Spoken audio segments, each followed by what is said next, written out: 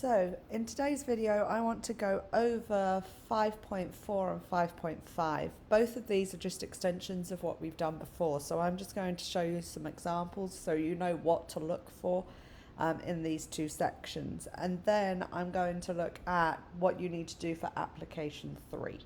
So let's start out with 5.4. 5.4 just builds off of what we did in 5.3, but it needs you to look at an Excel screenshot and be able to determine certain values from it. Okay, so we've got some data. They've had 18 pairs of data, 18 X values and 18 Y values. They've gone ahead and they've calculated all this stuff on Excel, which you will do in your application. They've gone ahead and calculated this stuff. Now, when it asks you certain things, you need to be able to pick those particular values off of this for your particular data set.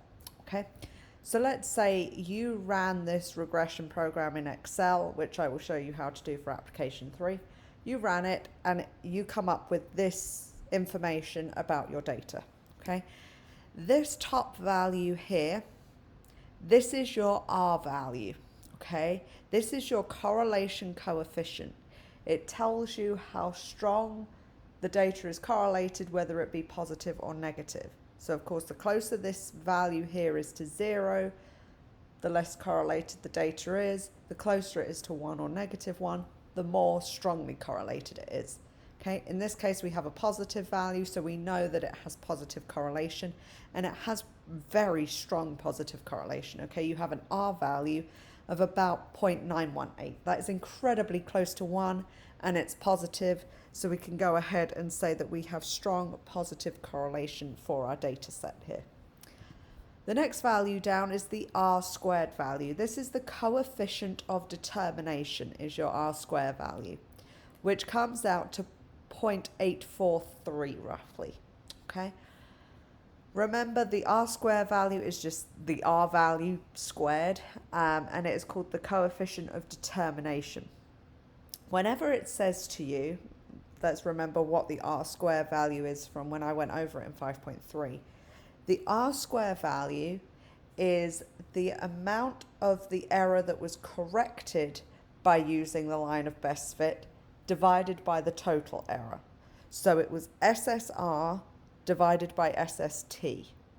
Okay, so it gave you a proportion of how much of that total data was correct, the total error was corrected by using a line of best fit. So you start out with a total error, the SST, and the SSR is the amount of data, the amount of error that was corrected by using the line of best fit instead of using the mean as an approximation for any Y. Okay, so it just gives you a proportion of the amount of error that was corrected by using the line of best fit. So if we've got an R square value of 0.843, that tells me that roughly 84% of my error was corrected by using my line of best fit as an approximation instead of using the mean of Y as an approximation. So whenever they say to you in a particular problem in Hawks, what is the percent of variation explained by the linear time trend? Okay, what that tells me is it's the proportion of the error that can be corrected by the line of best fit. It's the amount of the error that was explained by that line of best fit. Okay, the percent of variation is always going to be this. So whenever it says to you percent of variation explained by the linear time trend, it's this R square value. Okay, it's that coefficient of determination. The next thing you need is this standard error, which comes out to about 63.4 roughly. That is the standard deviation of the errors. Okay, so whenever they say to you standard error, it is the standard deviation of the errors. It tells us how much the errors are spread out. Okay, because you're going to have some errors that are smaller or larger than others. So it tells us how spread out the sizes of these errors are.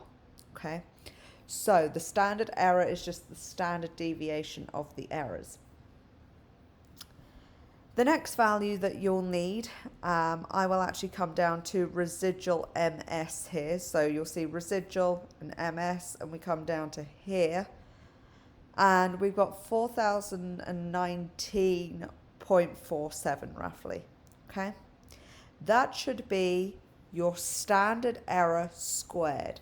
This residual MS value is the variance of the errors. So again, it's a measurement of how spread out the sizes of my errors are. Okay, it tells me whether, again, it's in comparison to the data, so you'll have to look at the particular data set, but it tells you for your data how spread out the values of the errors are. So it tells you whether you're going to have some incredibly small errors and some incredibly large errors because you have a lot of values that are very spread out, or are they more clustered together? Are most of your errors about the same size, okay, compared to your line of best fit, okay? So the residual MS value is just the variance of the errors. It's the standard error squared. The other way that Hawkes likes to phrase the variance of the errors is the mean square error, okay? If you think about what you're doing, okay, remember we did this, you may want to go back to the 5.3 video, where I took the variance of the errors formula, which was the sum of each of the errors minus the mean of the errors squared divided by n minus 2. Okay? The mean of the errors was 0, so that went away. So I'm just taking the sum of the squares of the errors and dividing it by this n minus 2 value, the number of data points minus 2. At that point, you're almost taking a mean, okay? I mean, we're dividing by the number of data points minus 2 instead of just the number of data points. But you are taking the squares of the errors, adding them all together, and dividing by the number of data points minus 2. So it's kind of like a mean. It's just that we're dividing by something slightly different. But Hawkes likes to call this the mean square error. So whenever they say to you the mean square error, you know you're looking at the variance of the errors, and you know that you're looking at this residual MS value, which should be the square of the standard deviation of the errors, being the 63.399 value. Now I want to look at the SSR, SSE, and SST values. And all of these are found in this column here. So what you should find, the regression SS value, this value here, this is your SSR. This is the amount of the errors, again squared because we wanted that sum to be positive. We're summing positive numbers here so that they don't cancel out. But this gives you a measurement of how much of the data was, how much of the errors of the data was corrected by using the line of best fit. Okay, so this is your SSR value. Okay, how much of the error was corrected by using the line of best fit instead of using the mean. The next one, the SSE, is found under residual SS. Okay, so this next one down is SSE. This is how much of the data, or a measurement of how much of the data, since it is a squared value. This is a measurement of how much of the error is still remaining after we have taken a line of best fit. So we started out by taking the mean as an approximation. We then took our line of best fit as an approximation. That corrected some of the error. This is a measurement of roughly how much, but it's, again, we use square values. This tells you how much of that error was corrected by using the line of best fit, and this tells you a measurement of how much of that error is remaining, even though we are still using a line of best fit instead of the mean. So if I add these two together, I should get this total value down here. This is the SST, the total sum of squares. That is how much of the error I have in total. Okay, so this is your SSR value, this is your SSE value, and this is the SST value. Okay, so going back to what we did back in 5.3, that is how you find your values off of that particular table. The other two to look for are these two values down here. Okay, the intercept value on that first column and that first row, that value here is your y-intercept of your line of best fit. It is that B0 value, or if you're looking at it in the form mx plus b, it's the b value. Okay, this is your y-intercept of your line of best fit for this particular data set. This value here is your slope. Okay, so the top value is always your y-intercept. The second value here is the slope. This is B1. okay? So your line of best fit in this case would be 26.735x plus 477.242 roughly is going to be your line of best fit for this data.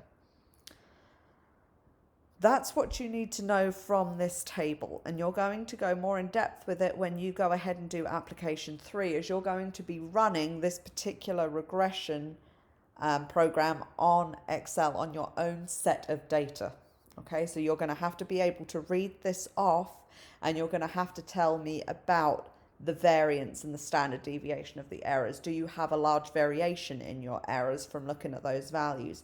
What is the equation of your line of best fit? How good is your line of best fit? Do you have very scattered data? If we look at your R value, okay, do you have very correlated data, or is it very scattered? Is it positive correlation? Is it negative correlation? Then you can tell me about your R square value, okay?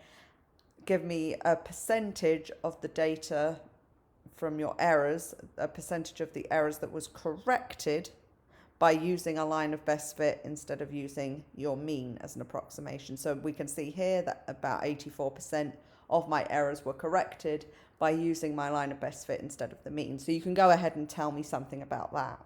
Okay, so you should be able to read these values off and tell me where these values come from, okay, for your particular data set. The next thing I want to look at is 5.5. 5.5 is pretty short. It's a pretty quick click through. And it looks at these scatter plots where we've plotted X against Y, but they're going to look slightly different because this time we're introducing 3 or 4 variables at one time. Okay, so we don't just have an X variable and a Y variable anymore. We can have 1 or 2 extra variables where we also want to see the relationship between X and Y and those variables. So let's go ahead and look at this particular scatter plot here. Okay, in this case, we have 3 variables at play. Okay, they are X, Y, and the size of the dot. Okay, let's focus on X and Y first. So I can see that the relationship between X and Y, ignoring the size of the dots, the relationship between X and Y is negative. Okay, I have a strong negative correlation here. They're pretty much all lying directly around one line. Okay, they're pretty linear in fashion. And they go in a negative direction. So as X increases, Y decreases. Okay. Now, looking at the size of the dots, okay, the size of the dot is the third variable. Okay, so I can see that as Y increases, the size of my dot also increases. So as Y is increasing, as we go up on this graph, we go from a small dot to a larger dot. That tells me that I have positive correlation between Y and my third variable. Okay. Then let's look at the relationship between X and the size of the dot. Okay. As X increases, the size of my dot decreases. Okay. Because I start out with very large dots when X is small, and I have very small dots when X is large. So I have an inverse relationship. I have a negative correlation between X and the size of the dot, between X and my third variable. Okay, so this type of scatter plot is a way of introducing another variable to your scatter plot without having to draw several different graphs. Okay, because I can see the relationship between X, Y, and the third variable, and the relationships between any 2 of those just by looking at one graph. Okay, so that's why it's useful. Then let's look at this particular graph that I have here. Again, we have a scatter plot. We've got an X variable, we've got a Y variable. The size of the dot is also at play. But now we have a 4th variable that they've introduced, which is denoted by the color of the dot. Okay, so the darker that this dot is, okay, the larger my 4th variable is. So I can see down here, I've got some very light colored dots. But up here, I've got some much darker colored dots, okay? So let's look at the relationships here. Between X and Y, I have a very strong positive correlation. We're pretty linear here, all lying directly around one line. They're very close to that line. So I have a strong positive correlation between X and Y. Now looking at X and the size of the dot, as X increases, the size of the dot decreases. So I have a negative correlation, an inverse relationship between X and the size of the dot, between X and my third variable. Between Y and the size of the dot, I again have this negative correlation because as Y increases, the size of the dot decreases. Okay, so again, I have that negative correlation between Y and my third variable. Now, looking at the relationship between X and Y and my fourth variable. As X increases, the dots get darker, which means, again, the darker the dot, the larger the fourth variable is. So between X and the color, between X and my fourth variable, I have a positive correlation, okay? As X increases, the darker the dots become, so therefore the larger that fourth variable becomes, so I have this positive correlation. Again, the same thing between Y and my fourth variable. As Y increases, my dots get darker. So again, I have this positive correlation between Y and my fourth variable, okay? That is all of 5.5, okay? That's what you have to look for, is that relationship between X, Y, and a third or fourth variable that is always indicated by looking at the size of the dots on the scatter plot and by looking at the color of the dots if they've got that fourth variable in there too.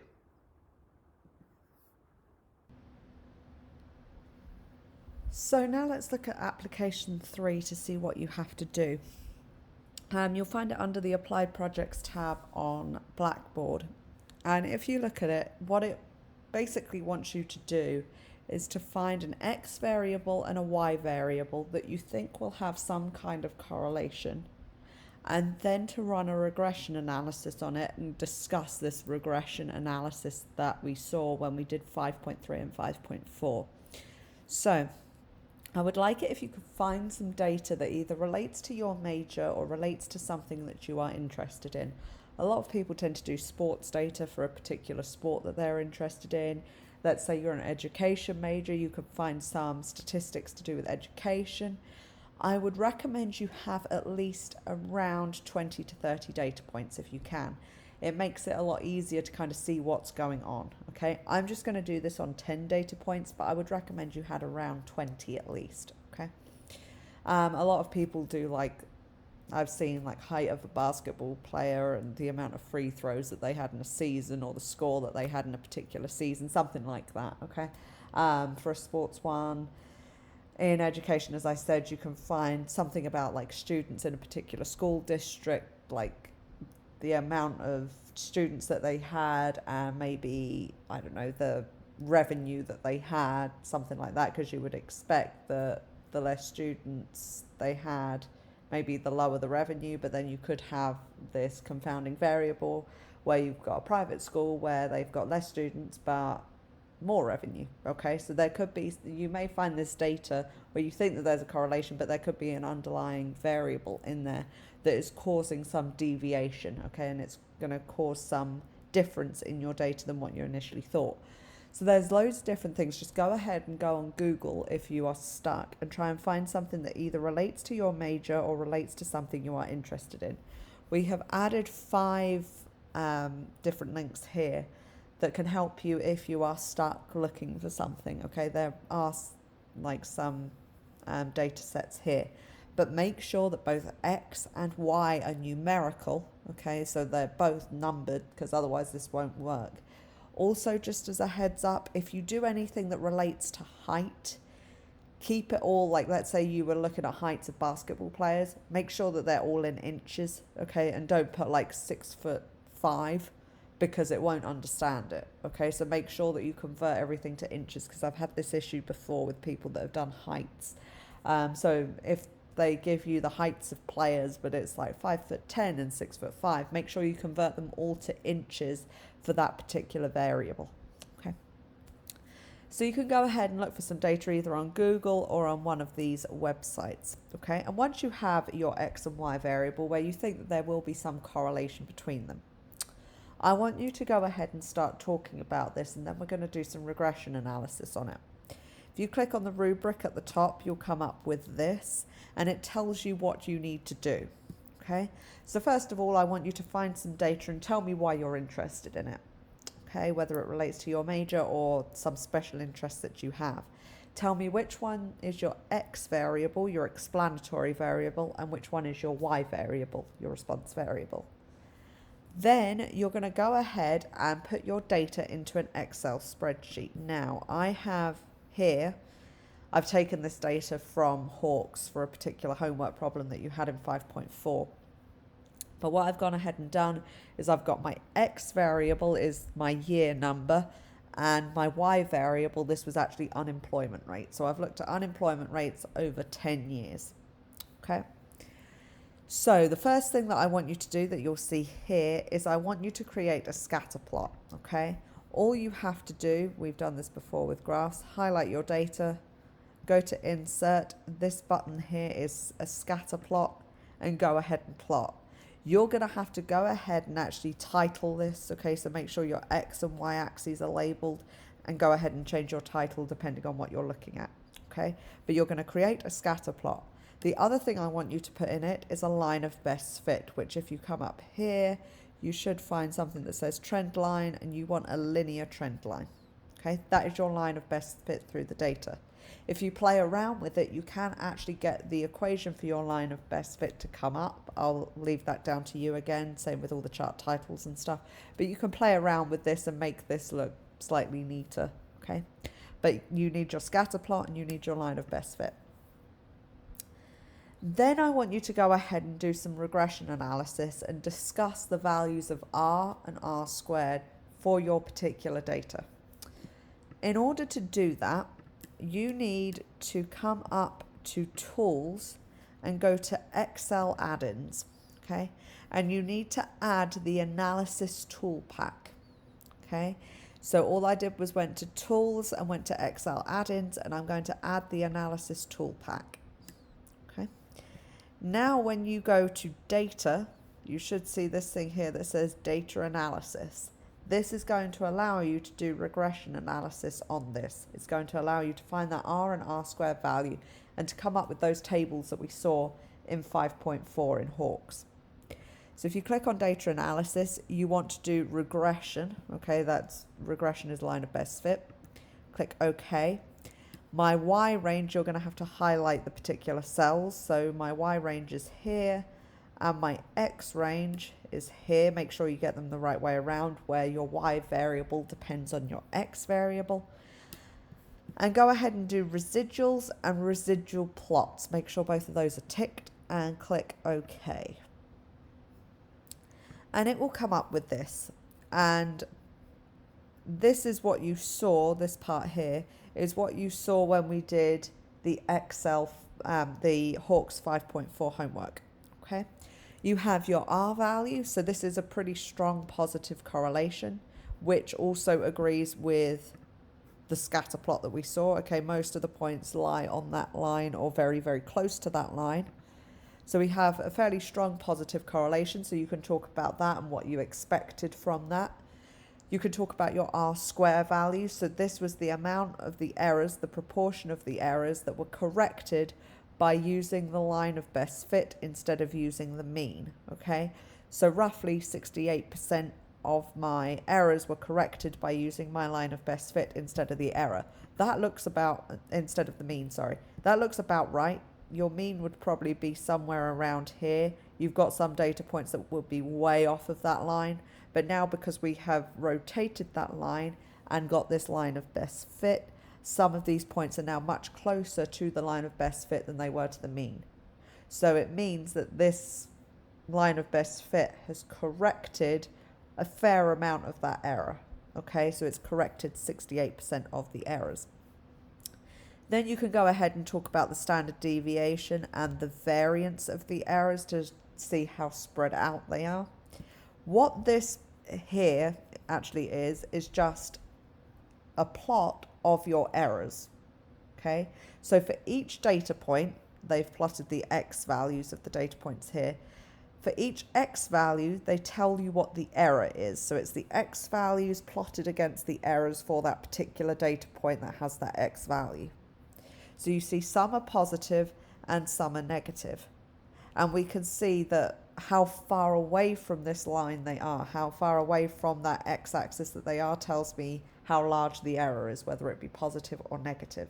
So I have some points here and here that have slightly larger errors compared to the others, but most of them are very, very close to that line. They have very, very small errors.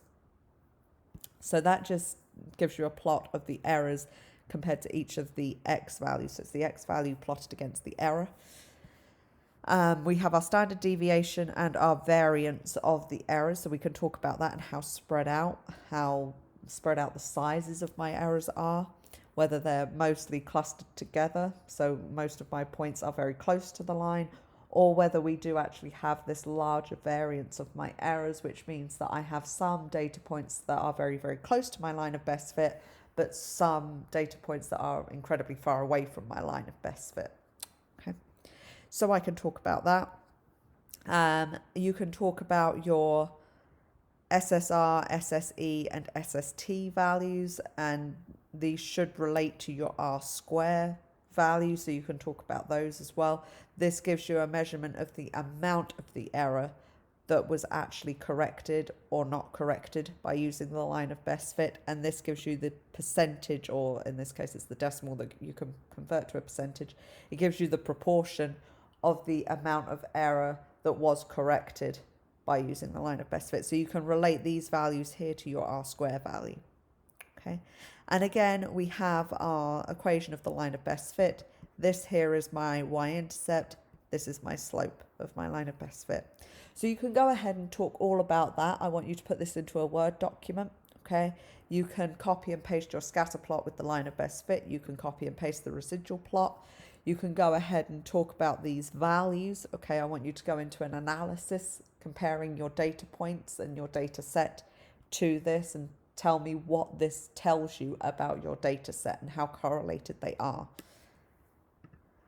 And then you're just going to conclude. Okay, I want you to talk about what you have found, whether it's what you expected or not expected, whether you maybe expected a positive correlation when in fact you have more of a negative correlation, maybe something like that. So you're going to summarize what you found for me, and then remember at the end just to put a table of your data for me. Okay, but that's what you need to do for your application 3. You've got just over a week to do this, so you've got plenty of time to go ahead and do this. Let me know if you have any problems with this on Monday's class next week, because this is due on Monday night, next Monday on the 21st. I'm actually not going to upload a video next Monday. It's going to be more of a catch-up class. So on Monday, I won't upload a new video, but I will give you more time in class to work on this with me in the room as well. So on Monday the 21st, there will not be a new video, but it will give you a chance to work more on this before that deadline that night. Okay, so for anything where you're confused about a particular problem, I'll spend that whole class session just on that. Okay, so go ahead and do 5.4 and 5.5. You can also now start your application 3. As I said, you have about a week to do it. So go ahead and start this, and if you have any problems, let me know. There is also that chapter 5 review as a bonus that you can go ahead and do. So if you have some extra time and want some extra credit on your final exam, then you can go ahead and do that as well. As always, if you've got any questions, please let me know, and I will see you in the next video.